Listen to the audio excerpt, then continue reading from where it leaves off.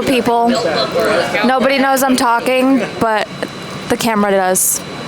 It's my secret weapon. I can literally whisper a secret in your... Yeah, it's recording. I don't know, am I? All right, let's interview people. Alexis, do you want to tell me what you love about Jesus? Oh boy, how much film you got in there? Where do I start?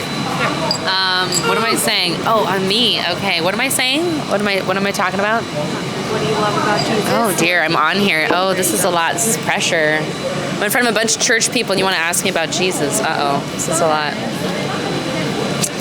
I'm going to say the one thing I should have said, then they're going to hold it against me, but they'll forgive me because we're Christian.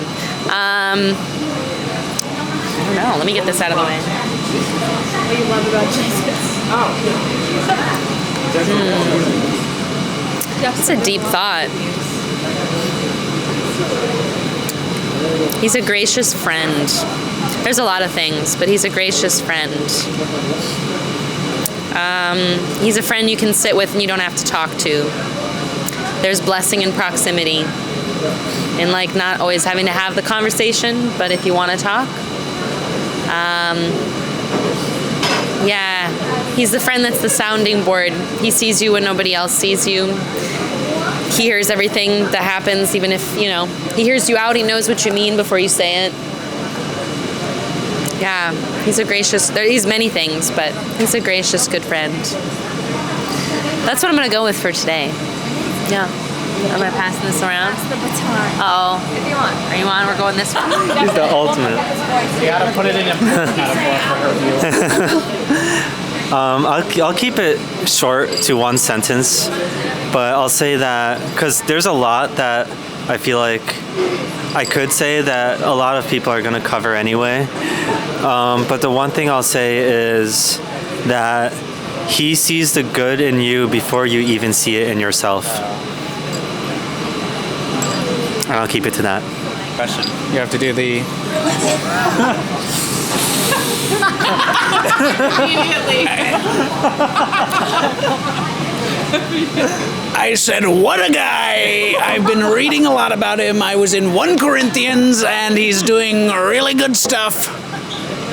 I was reading a lot of books, so many books in one book. I don't know how they got them all in there, but it was unbelievable.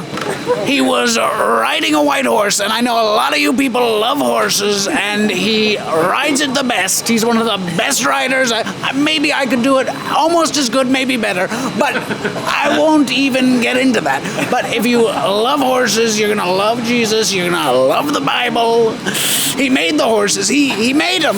Adam named them, but he made them. So you can learn more about that in Genesis. I read a lot of Genesis.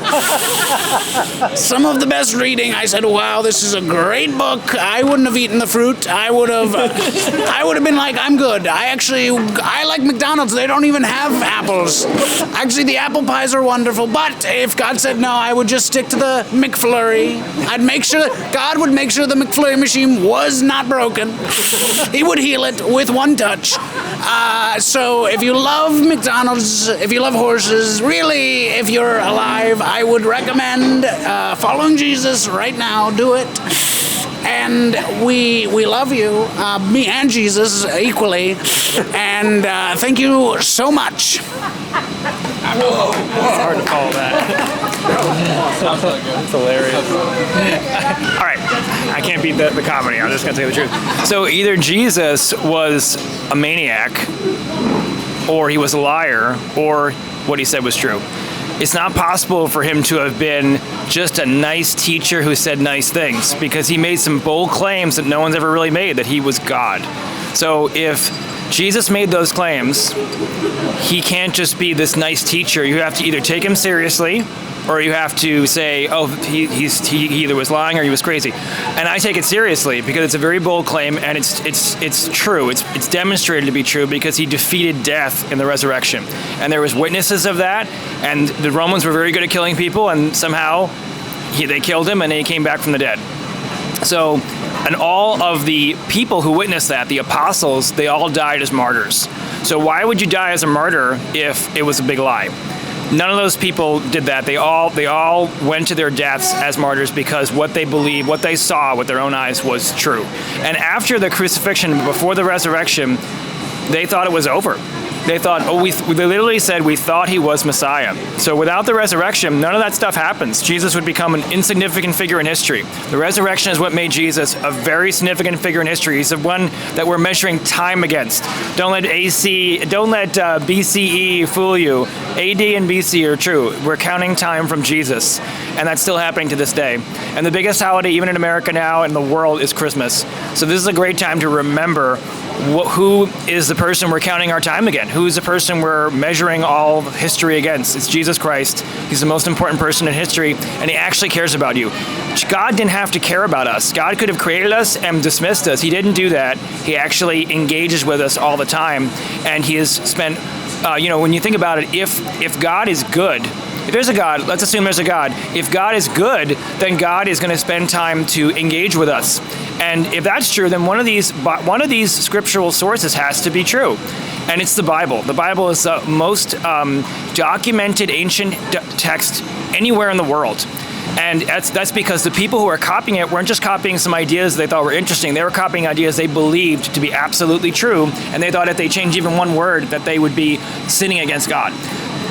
So that's been proven through the evidence. So if you actually look at the evidence, it's very compelling. And then we all, as Christians, have personal evidence. When you actually take that step forward, God meets you there. And then you will have, in no time, you will have personal evidence of God speaking to you and engaging with you and proving to you that he has a plan for your life. So that's why I love Jesus.